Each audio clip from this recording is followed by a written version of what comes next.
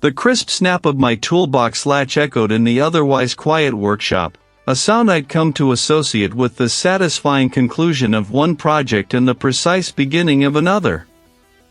My fingers, accustomed to the delicate intricacies of aged wood and tarnished brass, ran over the smooth, oiled leather of my favorite mallet. Each chisel, each brush, each tiny bottle of solvent had its designated place, gleaming faintly under the single overhead lamp.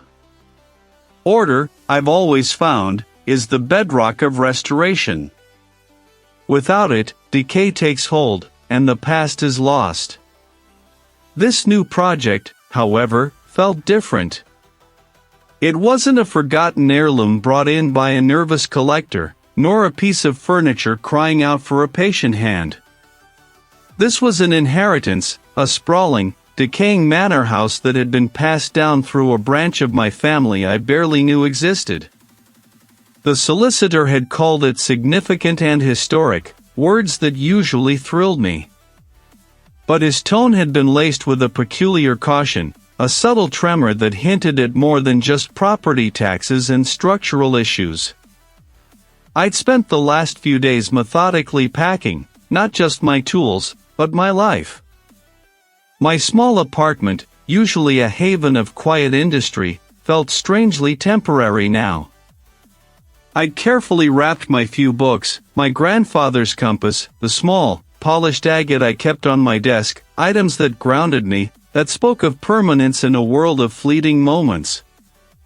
The prospect of leaving it all behind, even temporarily, was unsettling. I was a man of routines, of predictable outcomes. This manor, sight unseen, felt anything but. The drive itself stretched longer than I'd anticipated, the familiar urban sprawl giving way to rolling hills, then to increasingly dense, ancient woodland. The road narrowed, asphalt cracking into gravel, then finally just a pair of muddy ruts swallowed by encroaching ferns. Sunlight, which had been bright and eager just an hour ago, now struggled to penetrate the thick canopy, casting the forest floor in a perpetual, muted twilight. The air grew heavy, damp and smelling of wet earth and something else, a faint, metallic tang I couldn't quite place. It wasn't unpleasant, merely unfamiliar. Then, through a sudden break in the trees, it appeared. Not grand, not welcoming, but simply there. A monolithic shadow against the bruised sky. The manor house was less a dwelling and more a geological formation, as if it had simply erupted from the very bedrock of the land. Its stone façade, once probably a proud, light gray, was now a mottled canvas of dark moss and lichen, streaked with what looked like ancient tear stains. Windows, dozens of them, were either boarded up with rough-hewn planks or stared out like vacant, milky eyes, reflecting nothing. A wrought iron gate, rusted into immobility, sagged on broken hinges, swallowed by a riot of thorny brambles. No birdsong. No distant hum of traffic. The front door, a massive slab of weathered oak, bore the scars of centuries. I didn't bother knocking. The solicitor had sent a heavy, antique key, its teeth intricate and complex, promising access. It slid into the lock with a groan of aged metal, and with a significant effort, the door swung inward. A blast of stale, frigid air hit me, carrying with it the scent of dust, decay, and something else, something subtly sweet, like forgotten potpourri mixed with the faint, cloying odor of a damp cellar. My breath plumed in the gloom. I stepped across the threshold, my boots echoing on what felt like stone flags. It illuminated a vast entrance hall, its ceiling soaring into unseen heights. Cobwebs, thick as spun sugar, hung from every conceivable surface, swaying gently in the disturbed air. The wallpaper, what remained of it, peeled in great, curling strips, revealing layers upon layers of previous patterns, floral motifs, then geometric designs, then something that looked suspiciously like faded heraldry. Each layer a ghost of a bygone era. My meticulous nature, usually a source of calm, now felt like a curse. I knew this wasn't just a restoration project, it was an excavation. I started my initial circuit of the ground floor, moving slowly, methodically, my lantern beam dancing across forgotten furniture draped in white sheets like slumbering giants. The air was so still that the dust motes seemed suspended, frozen in time. I passed a drawing room choked with heavy velvet, a dining room where a massive table sat, empty and expectant. Then, at the very back of the house, tucked away down a narrow, surprisingly modern-looking corridor, I found it. The corridor itself was stark, unadorned, a jarring contrast to the rococo decay of the rest of the manor. It led to a heavy, steel-plated door, completely out of place. My key ring held a smaller, more contemporary key for this one. The door opened with a hiss of pneumatic pressure, revealing a single, unlit room. I flicked on my lantern. It was small, cube-like, with bare concrete walls and a single, unadorned metal table bolted to the floor. But what immediately drew my eye, what stole my breath, was the wall opposite the door. It was a single, enormous pane of glass, thick and perfectly clear, stretching from floor to ceiling, reinforced with a subtle grid of almost invisible wires. Beyond it, another identical, empty room. A visiting room with reinforced glass. Here, in this ancient, forgotten manor. My mind raced, trying to reconcile such a feature with the crumbling elegance outside. What kind of interactions would require such a barrier? Who visited whom, and why the need for such absolute separation? The meticulous order of my world had just been confronted by something profoundly, unnervingly out of place. This time, though, the anticipation was mixed with something else, a subtle hum of unease that had settled in the marrow of the manor's bones, and by extension, in mine. I decided to begin with the main parlor. It was a grand, if faded, space, dominated by a massive fireplace and tall, leaded glass windows that overlooked a wild, overgrown garden. The room smelled of dust, old paper, and a faint, cloying sweetness I couldn't quite place. My first task was to dismantle and clean the ornate mantelpiece, a towering affair of dark oak carved with grotesque, grinning faces and sinuous vines.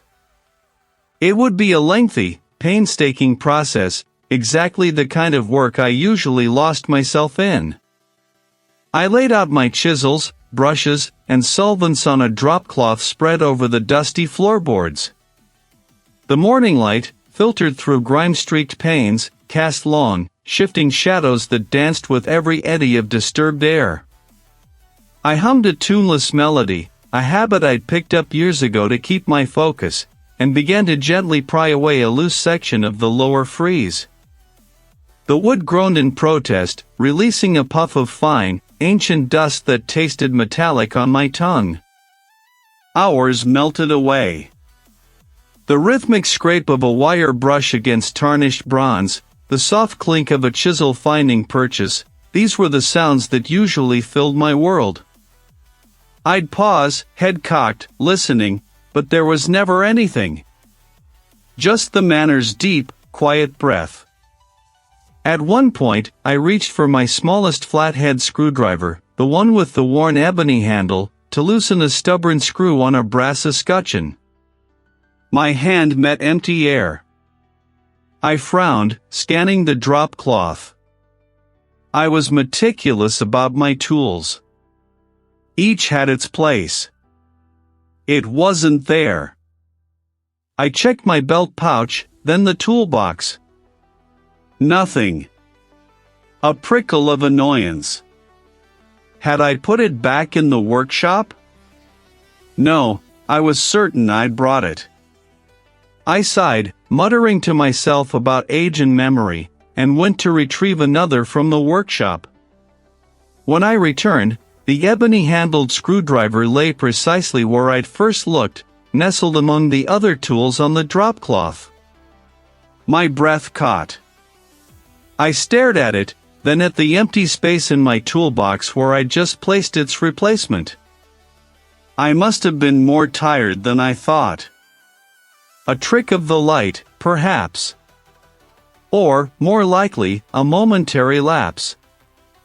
I dismissed it, forcing my attention back to the grotesque carvings.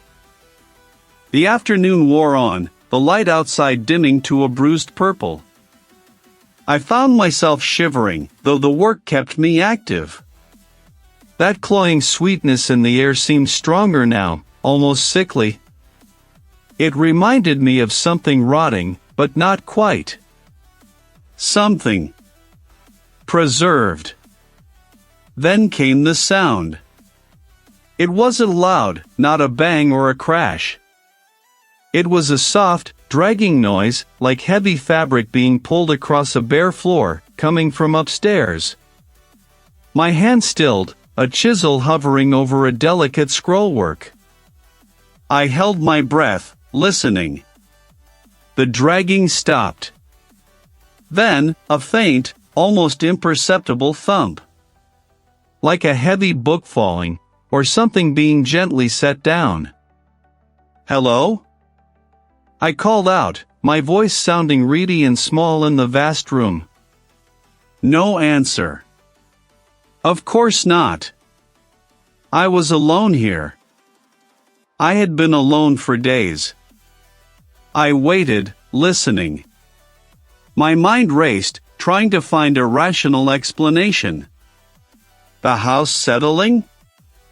Wind?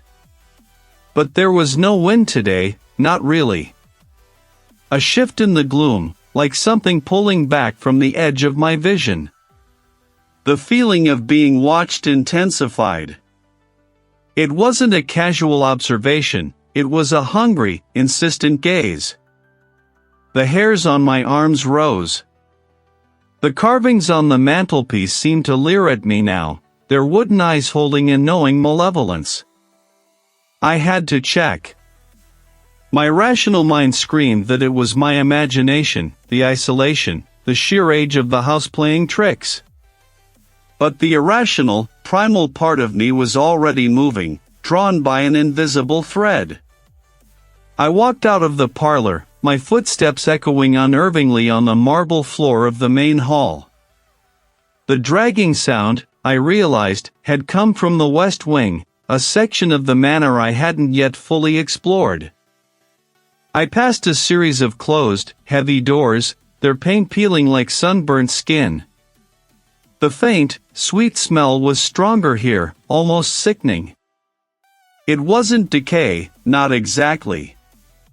It was something else, something that clung to the very fabric of the old house.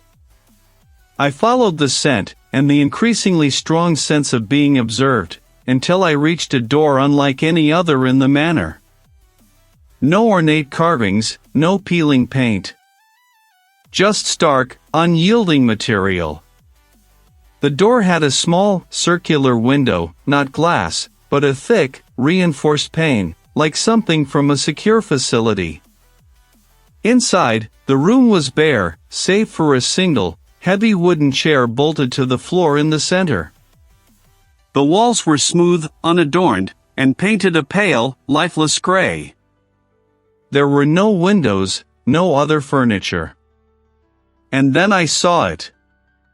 On the reinforced glass wall opposite me, directly facing the single chair, was a series of faint, almost invisible scratches. Hundreds of them. I spun around, my heart hammering against my ribs, but there was nothing. Just the long, dark corridor stretching into the gloom, and the suffocating silence of the house. I was alone, but I was not unwitnessed. Not anymore. It was a small victory, one section of many, but a victory nonetheless. The wood, once choked by decades of grime and neglect, now gleamed with a deep, rich warmth, reflecting the weak light filtering through the dust-caked windows. This manor, this sprawling testament to forgotten lives, was slowly, painstakingly, yielding its secrets to me. I moved through the hall, a faint trail of sawdust marking my path. The air in the house was a constant companion, heavy with the scent of damp plaster, decaying fabric, and an underlying earthiness that seemed to emanate from the very stone foundations. I'd grown used to it, almost comfortable in its musty embrace. Today, my focus was on the library, a vast, echoing chamber that had once housed thousands of volumes. Most were gone, either salvaged by previous owners or lost to time and moisture, leaving behind only the ghosts of their spines etched into the shelves. I was working on a section of paneling near what I assumed was once a grand fireplace, now bricked up. The wood here was darker, a heavier oak than the rest of the room, and it felt off. My restorer's eye, honed by years of sniffing out inconsistencies, picked up on a subtle difference in the grain. A slight elevation where there shouldn't be one. It was barely perceptible, a whisper against the rough texture, but it snagged my attention. I set down my chisel and ran my palm across the panel. Not solid wall behind it. Not brick. My curiosity, a persistent itch I rarely ignored, took over. I retrieved a thin, flexible probe from my toolkit, usually reserved for delicate lock mechanisms, and carefully inserted it into a hairline crack along the seam. It slid deeper than it should, meeting no immediate resistance. A hidden space. I felt a familiar thrill, the quiet excitement of unearthing a forgotten detail, a lost piece of craftsmanship. This was the true reward of my work. I spent the next hour, slowly, meticulously, working the edges of the panel. The wood groaned softly, protesting its disturbance, but eventually, with a low, grudging sigh, a section gave way. It wasn't a door, not exactly. More like a heavily disguised hatch, swinging inward on unseen hinges. Beyond it lay not a dusty cupboard, nor a forgotten alcove, but a narrow, unlit passage. I retrieved my headlamp, the beam cutting a stark path through the absolute blackness. The passage was short, perhaps 10 feet, leading to a single, featureless door. My heart quickened, not with fear, but with the pure anticipation of discovery. This wasn't just a secret passage, it was a secure one. What warranted such concealment? With a grunt, I threw the bolts, one by one. They grated loudly, their mechanisms stiff from disuse. It swung open silently, revealing a small, stark chamber. This was no ordinary room. It was a visiting room with reinforced glass. My headlamp beam swept across a narrow, uninviting space, perhaps 8 by 10 feet. One wall was entirely dominated by a thick pane of glass, set into a heavy steel frame, stretching from floor to ceiling. On my side, a single, uncomfortable-looking wooden chair faced the glass. On the other side, visible through the murky, dust-coated pane, was an identical chair, empty and expectant. The reinforced glass itself was scarred, etched with faint, spiderweb patterns in places, as if something had repeatedly pressed against it with incredible force. It tasted of old fear, not just dust. My light caught something on the floor, tucked into a corner beneath the chair. A small, leather-bound journal, its cover warped and discolored, lay amidst a scattering of brittle, faded papers. I knelt, my breath catching in my throat, and carefully picked up the journal. The leather was surprisingly supple, despite its age. I opened it, the pages crinkling like dry leaves. The script inside was small, precise, but rushed in places, as if written in haste or distress. It spoke of the quiet ones, of the blight that steals the mind, of the erosion of self. Vague, disturbing entries chronicled a local family's descent into something unspeakable, their memories dissolving, their identities fracturing. I was engrossed, my fingers tracing the faded ink, when a strange sensation washed over me. I looked up from the journal, my eyes scanning the reinforced glass, then the empty chair opposite. A word, a simple, common word, vanished from my mind. I had just been thinking about the containment mentioned in the journal, but the word itself, containment, evaporated. It was like trying to grasp smoke. I blinked, frowned, and shook my head. What was it? The frustration was immediate, sharp. Must be the isolation getting to me, or the strange air in here. Lack of sleep, perhaps.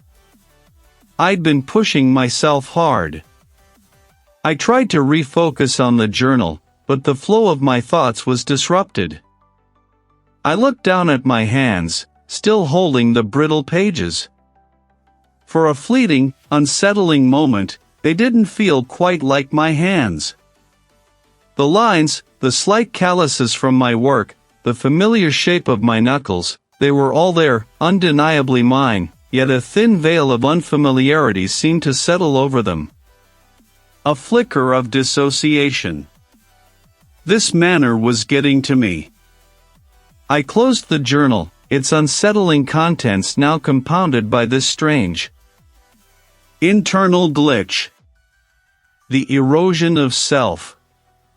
The phrase echoed in my mind, no longer just a cryptic entry, but a faint, unsettling whisper in the quiet corners of my own consciousness. The wood, once a dull, forgotten expanse, now gleamed, reflecting the weak afternoon light filtering through the grimy panes of the landing window. Yet, even as I admired the polished surface, an unsettling chill snaked up my spine. The house, despite my efforts, felt less like a home being revived and more like an ancient sleeper stirring.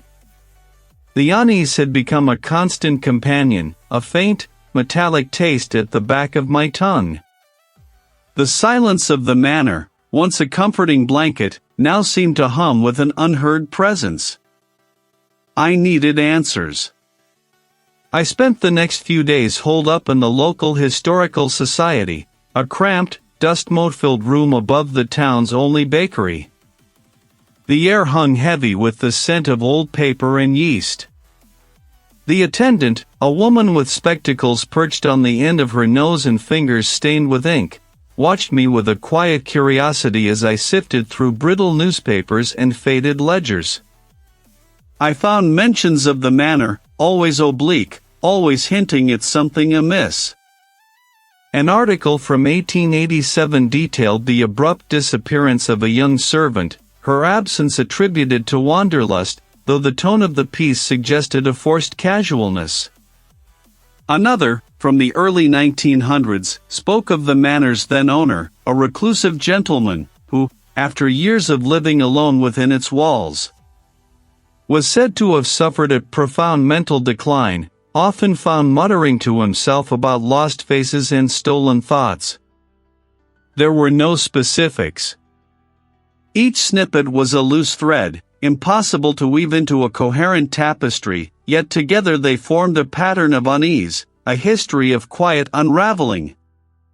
The research became an obsession, blurring the edges of my days and nights. Sleep offered no escape. My dreams grew vivid, twisting reality into a grotesque parody. I couldn't remember why I'd walked in there, or what I'd been doing moments before. The toast felt alien in my grip. A small, insignificant lapse, I told myself, but the prickle of fear was undeniable. I spun around, the tray clattering against the work table, but there was nothing. Only the still, silent air. My breath hitched. Was I hearing things? Was the manor finally getting to me? The most disturbing discovery came in a brittle, handwritten journal from the 1930s, tucked away in a dusty box labeled Local Curiosities. It belonged to a distant relative of the manor's original builders, a woman named Eleanor. Her entries, initially cheerful observations about village life, grew increasingly erratic after she moved into the manor for a brief period. The small things. Then the names. Then the faces. A quick search through the Historical Society's records revealed Eleanor had been moved to a secure residential facility shortly after her final entry. The facility was a low, modern building, smelling faintly of antiseptic and something vaguely floral. A polite attendant directed me to a sterile corridor. The visiting room with reinforced glass was stark, a single plastic chair on my side, another on hers. Eleanor, or what was left of her, sat on the other side. He was a wisp of a woman, her hair a thin halo of white, her eyes milky and unfocused. He stared through me, not at me, his mouth moving soundlessly. "Eleanor?" I asked, my voice feeling strangely loud in the quiet room. "I'm Reed." Her words dissolved into a meaningless stream. "It once." The sterile room seemed to waver, the edges of the reinforced glass blurring for an instant. I blinked, rubbing my eyes. I looked at Eleanor again, her face a roadmap of lost memories, and a terrifying question echoed in my mind: was this my future? Was I already walking the same path? The sterile air of the visiting room with reinforced glass still clung to me, thick and cloying. I knew it. The detective across from me, a man whose face I found increasingly difficult to properly focus on, cleared his throat. "Reed? Are you with me?" His voice, once clear and steady, now seemed to ripple, as if I were listening to it from underwater. I blinked, pressing the heels of my palms against my eyes. When I lowered them, the detective's expression was a mask of concern, but something else. "I think so," I managed, my own voice a rusty hinge. "Sounds. And the memory loss." Memory loss. The phrase hung in the air, a bell tolling a truth I desperately wanted to deny. It wasn't just misplacing keys anymore, or forgetting a name. It was larger, more fundamental. Gaps. Chasms. Suddenly, the detective's face seemed to stretch. Not physically, not in a way that would make him scream. It was subtler, a distortion in my perception. His eyes, fixed on mine, seemed to deepen, to become vast, ancient pools. His mouth opened, and for an instant, it wasn't his voice that came out, but a low, guttural murmur that vibrated through the reinforced glass, through my very bones. It was a sound I knew, a sound that had slithered from the walls of the manor, from the forgotten passages. Lost. Forgotten. Consumed.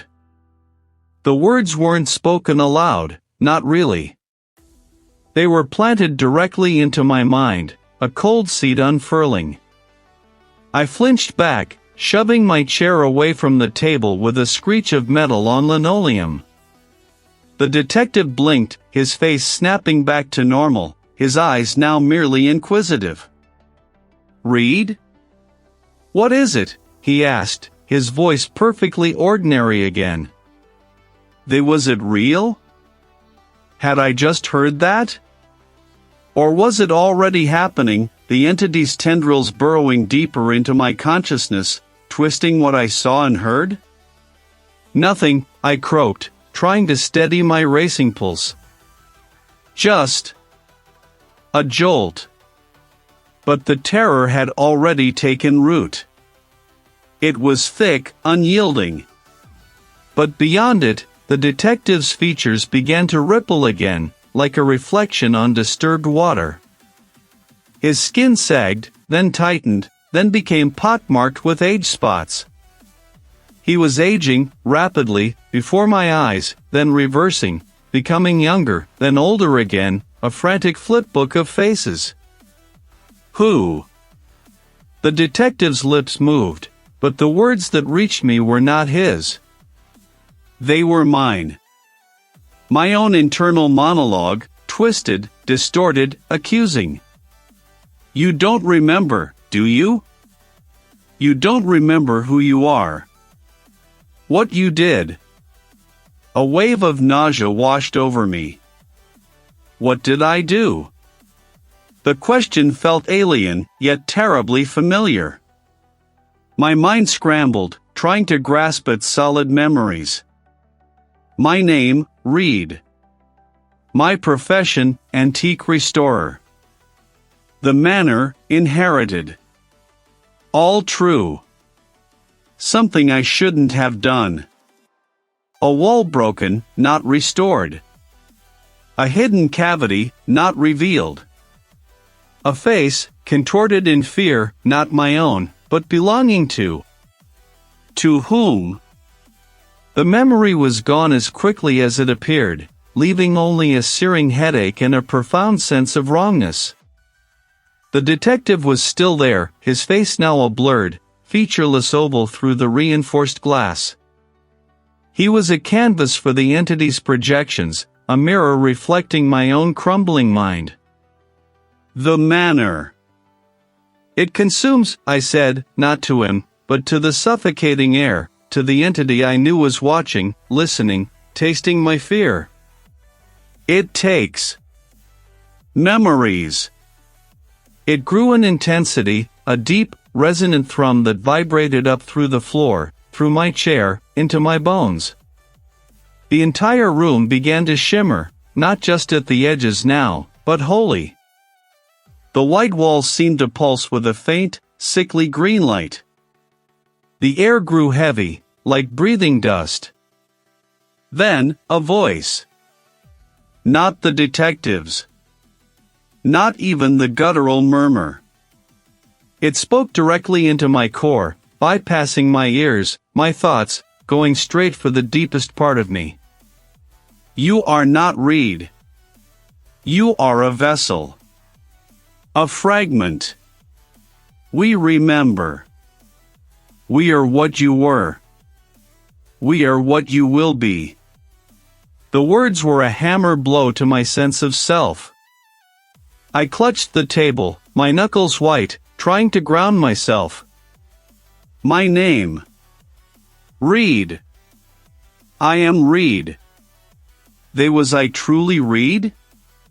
Or was I just a collection of borrowed memories, an amalgamation of the manor's past inhabitants, slowly being reassembled and consumed by this ancient horror?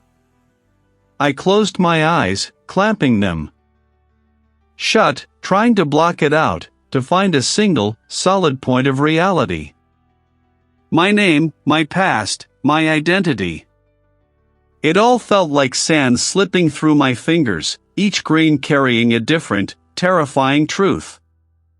The entity was here, in the visiting room with reinforced glass, and it wasn't just eroding my memories, it was erasing me.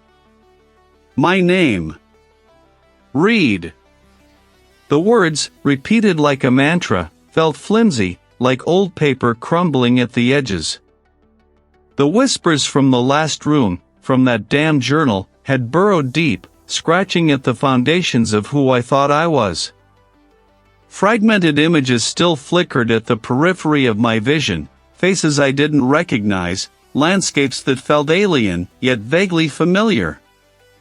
It was like trying to recall a dream that had never been mine.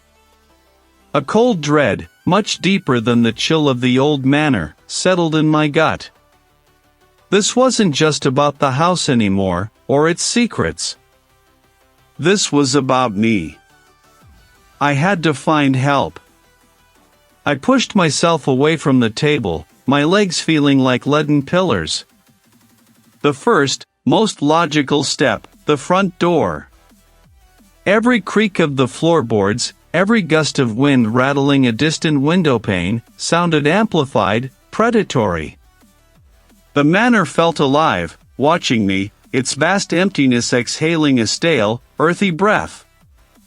The heavy oak door, the one I'd wrestled with so many times, usually stuck but eventually yielding, now felt fused to its frame. I pushed, I pulled, I leaned my full weight into it. The wood groaned, but it wouldn't budge. Not even a shudder. I tried the locks, the old iron bolt, the deadbolt I'd installed myself. They clicked and turned with a sickening ease, yet the door remained a solid, unmoving wall. It was like a cruel joke. Panic began to claw at my throat. No, no, no, I muttered, my voice hoarse.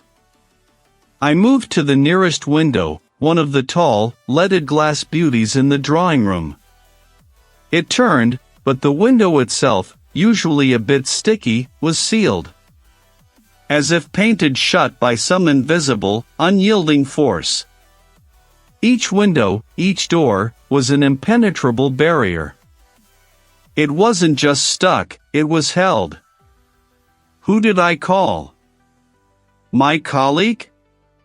The estate agent? Their faces swam in and out of focus, vague and indistinct. I needed my mobile phone. Where was it? I patted my pockets, then started searching the surfaces, rifling through the stacks of old blueprints and restoration notes on the dining room table. Nothing. Had I left it upstairs? In the workshop? You don't need them. They don't know you. You are ours. I ignored them, my determination a thin, brittle shield. I remembered seeing an old landline, a rotary relic, in the manor's forgotten study. It was ancient, probably non-functional, but it was a link, a symbol of connection. I needed to try. The study was in the deepest part of the house, a place I rarely ventured unless I was cataloging a particularly stubborn piece of furniture. I pushed open the door, which grated on its hinges like a dying animal, and stepped into a room that felt utterly alien. It wasn't the study I remembered. The familiar mahogany desk was gone, replaced by a long, sterile-looking table. The walls, once lined with towering bookshelves, were now smooth, gray, and oddly featureless. And in the center of the far wall, a large, rectangular panel of thick, reinforced glass. Beyond it, a dimly lit, empty space, like a waiting room for a meeting that would never happen. A visiting room with reinforced glass. How? Why? This wasn't part of the manor. It couldn't be. Was this a trick of the light? A hallucination? The air here was different, too, sterile, with a faint, metallic tang. On the table, sitting incongruously beside a stack of what looked like blank white paper, was an old-fashioned telephone. Not the rotary one I'd been looking for, but a simpler, cream-colored push-button model from the 80s, its cord coiled neatly. A direct line, perhaps? To what? Hope, a fragile, desperate thing, flickered. This felt wrong, profoundly wrong, but it was my only chance. I snatched up the receiver. I pressed the buttons, trying to dial the emergency services number. My fingers fumbled. I paused, trying to recall the sequence. Was it 911 or 999? They blurred, shifted. I knew them, but they just wouldn't coalesce into a coherent sequence.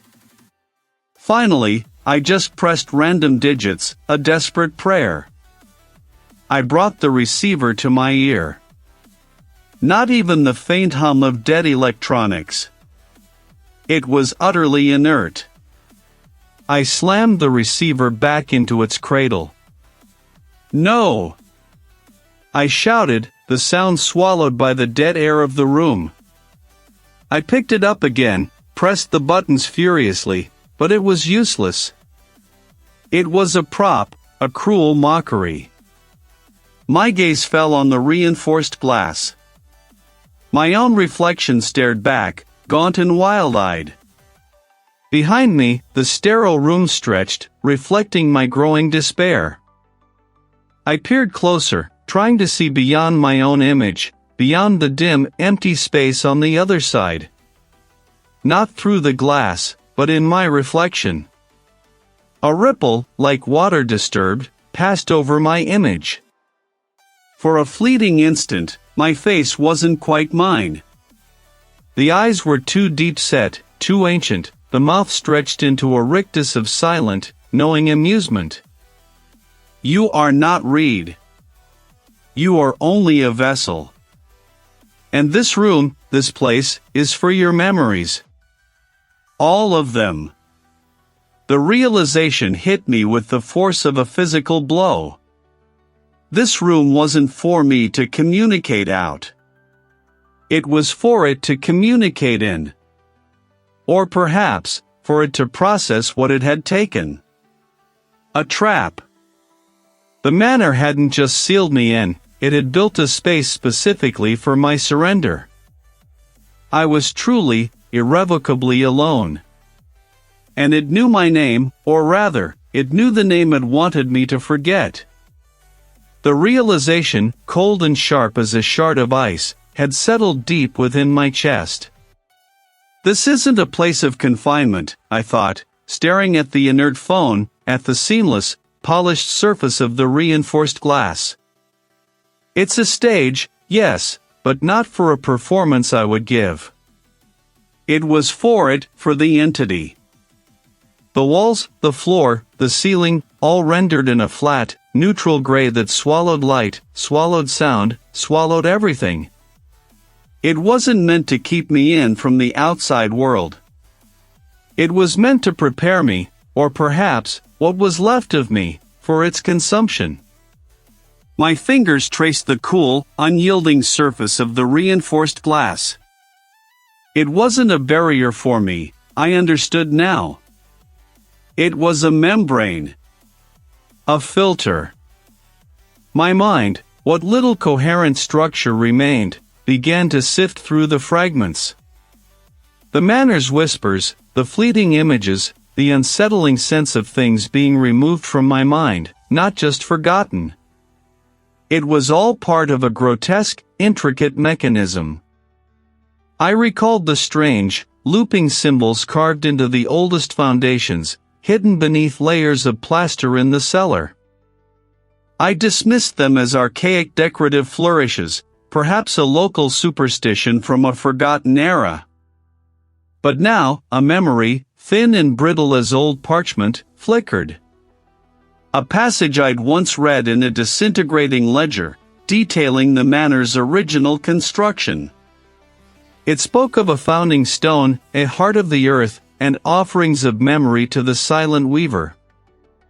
I'd scoffed then, attributing it to the superstitious ramblings of the past. But the silent weaver. It wasn't just a name, it was a description. An entity that didn't consume flesh, but spun new realities from the threads of what it took. The manor itself wasn't just a house, it was a vast, elaborate trap. A lure for the unwary, the curious, the solitary. My meticulous nature, my desire to restore, to uncover, had been my undoing. Every layer of paint I stripped, every rotten floorboard I replaced, every dusty archive I painstakingly organized, I wasn't restoring the house. I was curating myself. I was preparing the feast. The entity fed on memory. Not just stray thoughts or forgotten events, but the very essence of identity.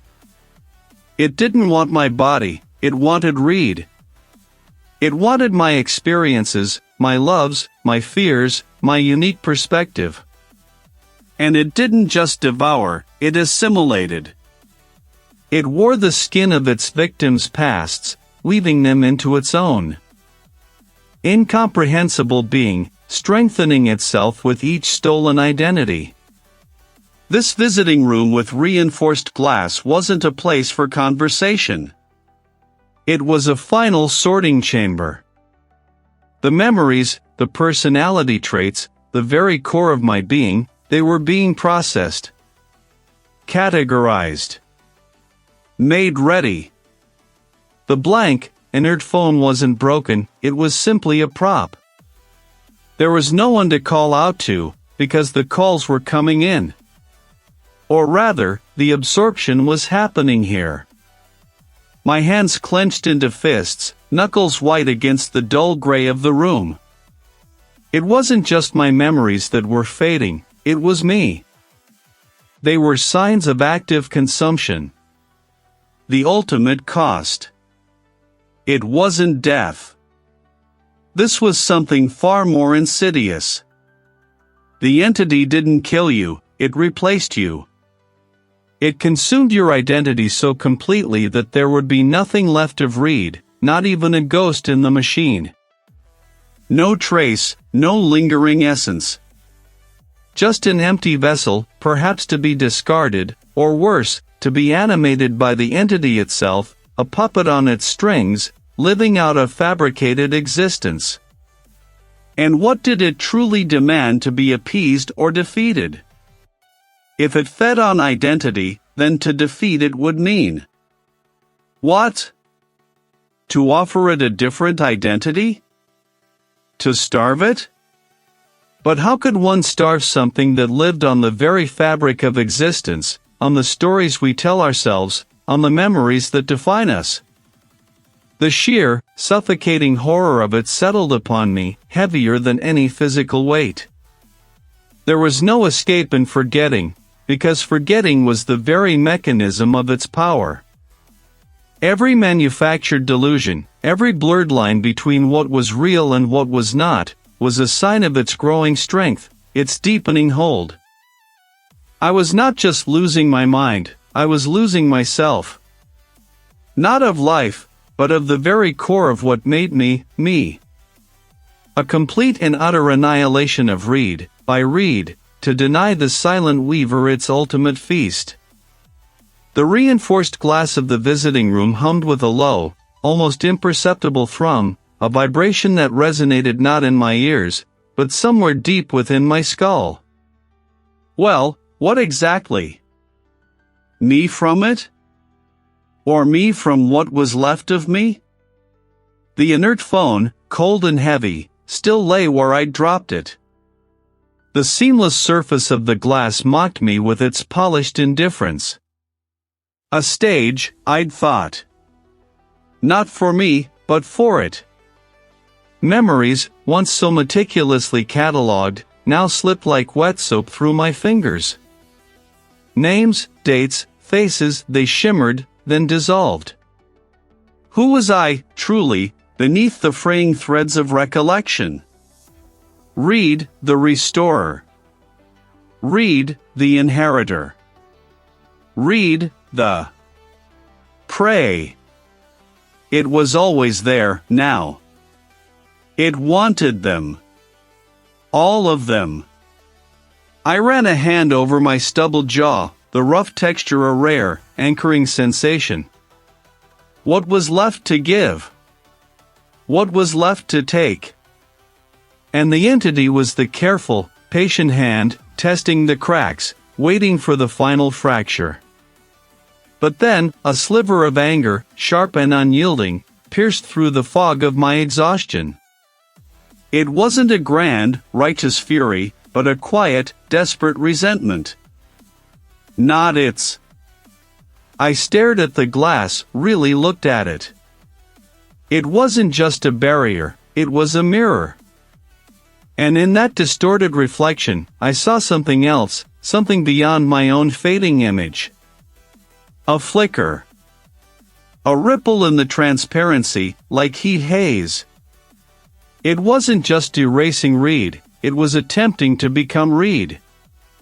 A perfect replica, perhaps, without the inconvenient imperfections of a true, living consciousness. A puppet on strings, dancing to its own tune, but wearing my face. It didn't just want my memories, it wanted my essence, to wear it like a skin. To inhabit my life, my world, perhaps even my very physical form. The manor wasn't just a feeding ground, it was a chrysalis, and I was the larva. The thought, grotesque and horrifying, also sparked a dangerous idea.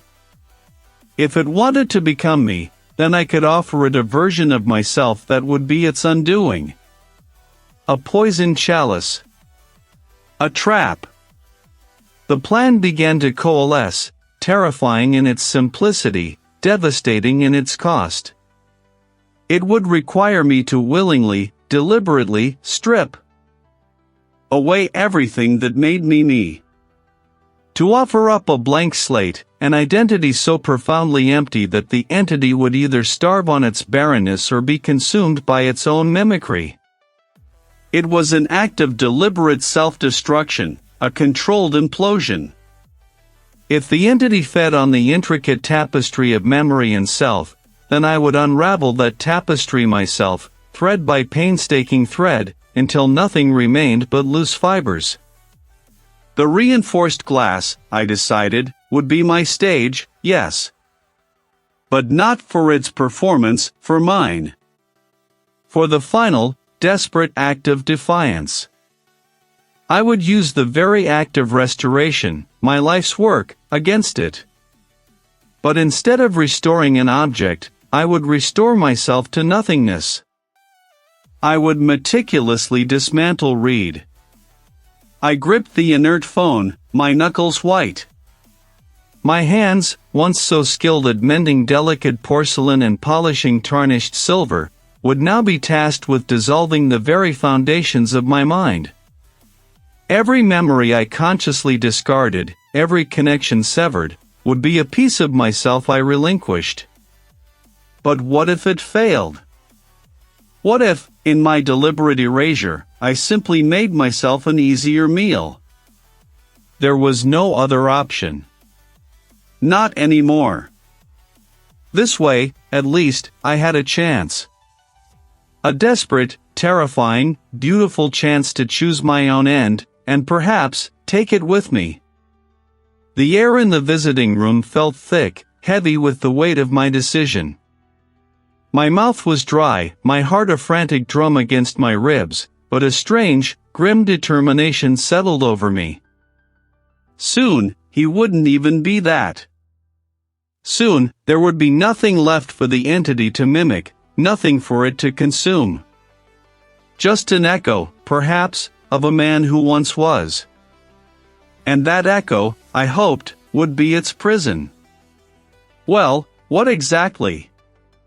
Me from losing myself entirely.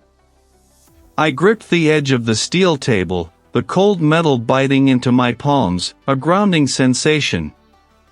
The air in the room was stale, thick with an unseen presence that pressed in, a suffocating blanket. I'd chosen this place, this sterile, contained box, for a reason. It was a trap, yes, but for whom? I wasn't entirely sure anymore. My plan, meticulously laid out in the brief moments of clarity I'd managed to snatch, hinged on this isolation, this forced confrontation. A shimmer started at the edges of my vision, like heat rising from asphalt on a summer day, but it was winter, and the room was frigid.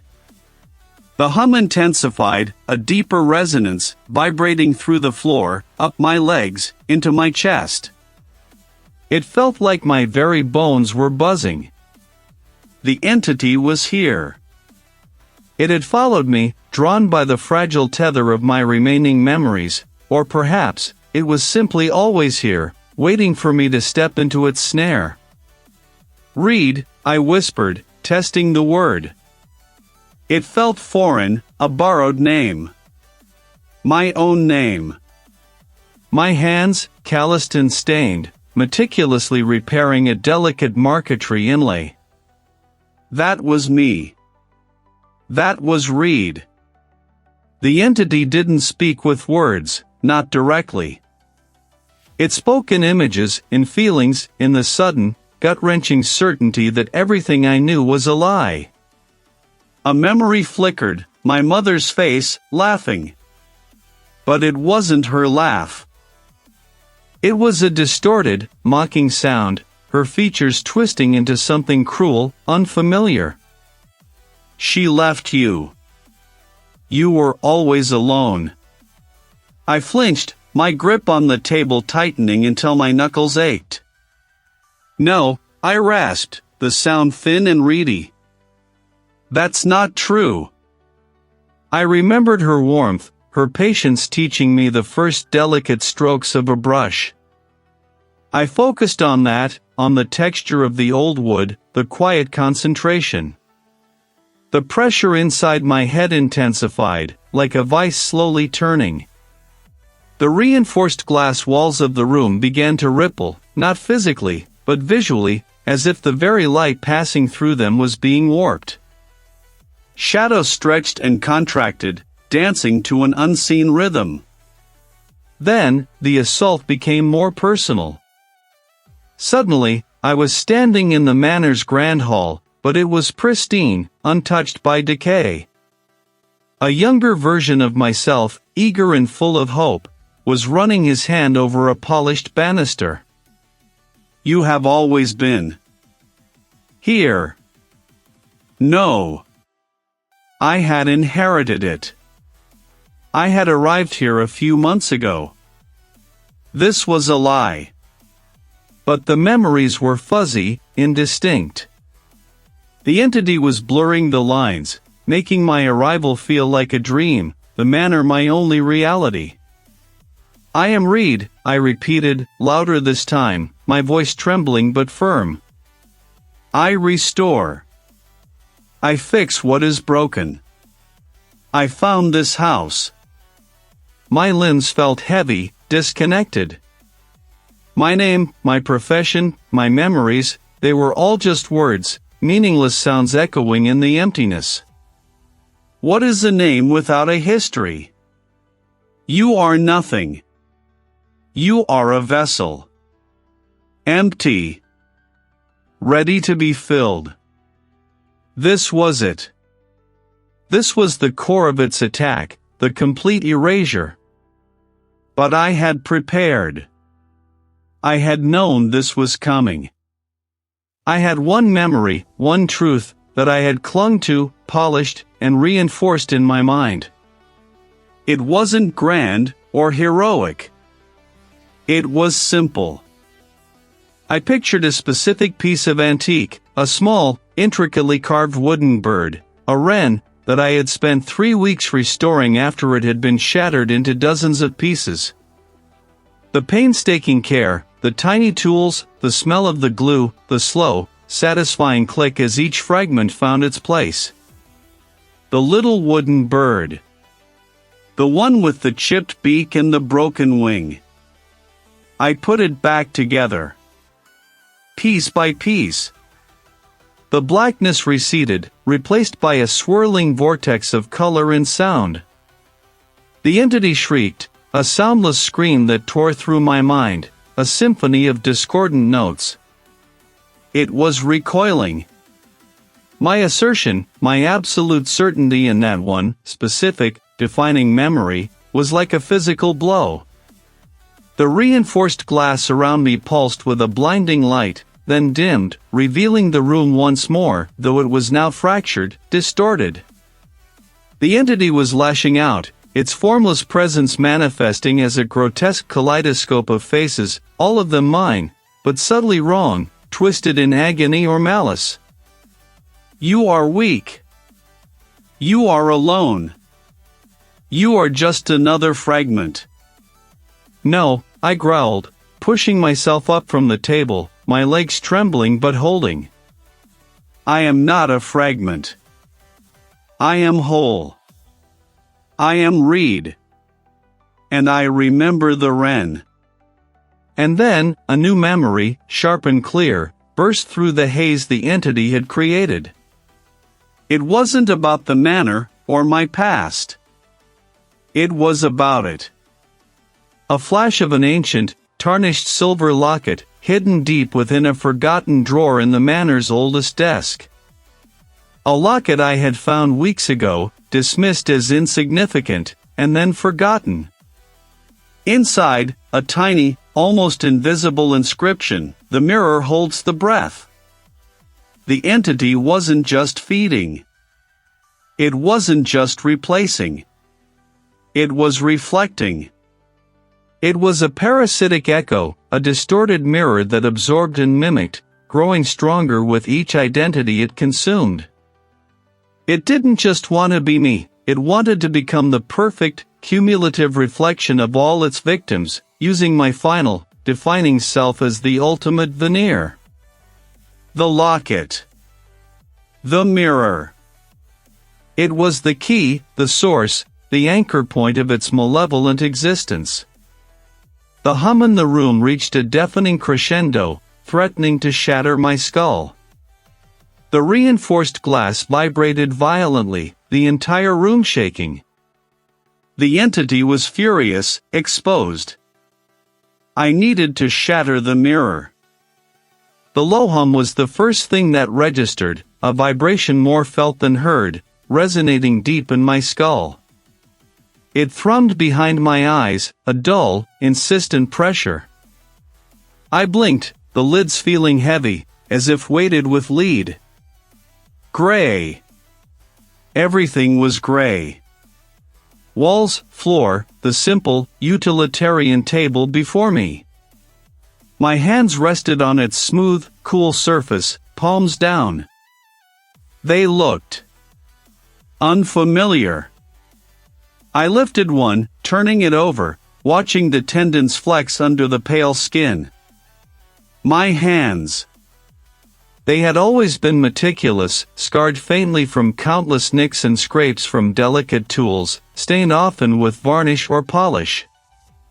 These hands were clean, unblemished, almost pristine. Not my hands. A shiver, cold and sharp, traced its way down my spine. Where was I? The question was a dull thud, echoing in a hollow chamber where my memory should have been. The manor. That was a flicker, a brief, terrifying glimpse of decaying wood, the smell of damp earth and something else. Something ancient and hungry. The confrontation. I remember a surge of something, desperation? Defiance? And a tearing, ripping sensation, like paper being shredded inside my head. A scream. Was it mine? Or was it the entity's? I couldn't tell. This gray room. This unsettling quiet. My gaze drifted, finally landing on the barrier that separated me from. From what? A hallway? An observation post? And that's where the true horror began to seep in, slow and insidious, like cold water filling a sinking ship. The face in the glass was mine, yes. The same angular jaw, the same tired eyes, the same faint scar above my left eyebrow from a childhood fall. But beneath the familiar contours, there was something else. A flicker. A ghost. For a split second, the eyes weren't quite mine. They held a different light, a different history, a different fear. Then they snapped back, reflecting only my own bewildered gaze.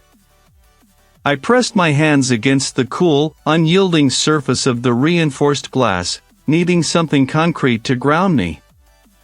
My breath fogged the spot, then cleared. I saw an outline moving beyond the glass, a vague shape that resolved into a figure. A guard, perhaps, or an observer. They didn't approach, just stood there, watching. Waiting. Hello?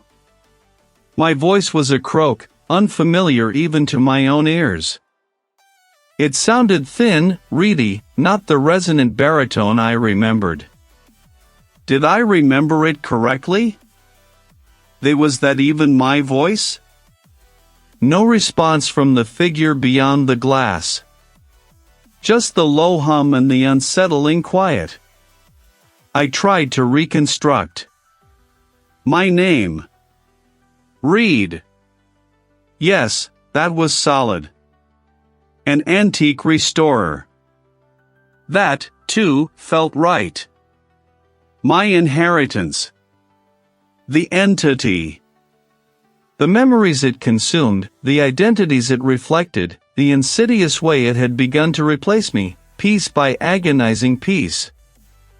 Had I stopped it? Had I truly won? The cost felt too high for a victory. Nothing. A blank.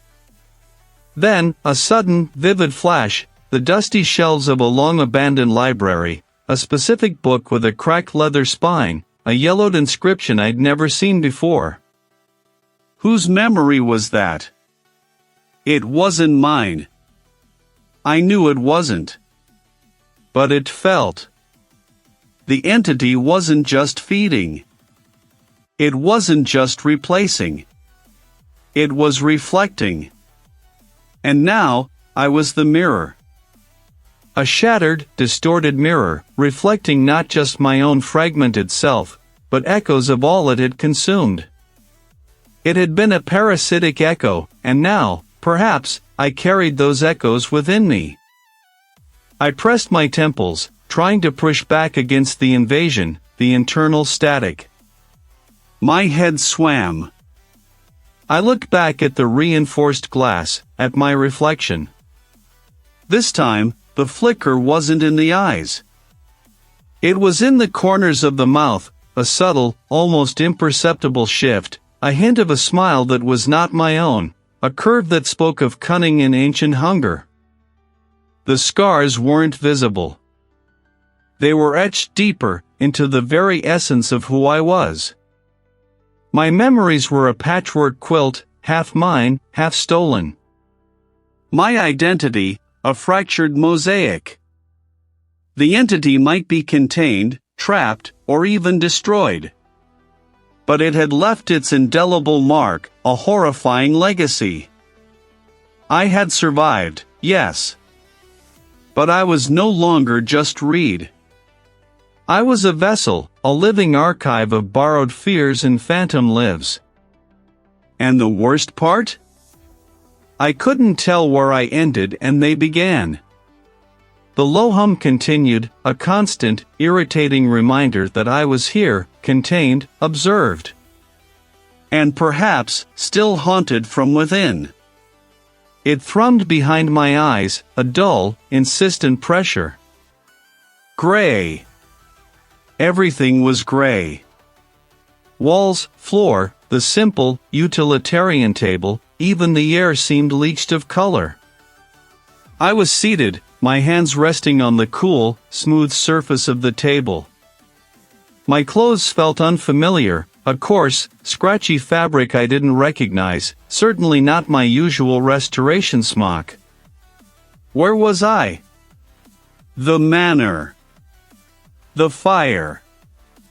Had I escaped?